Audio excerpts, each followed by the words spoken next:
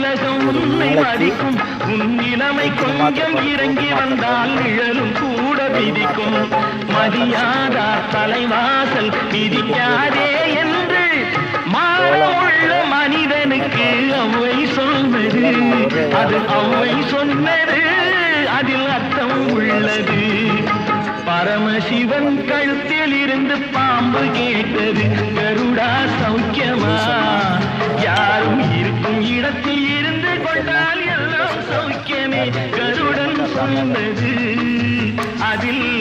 அர்த்தம் உள்ளது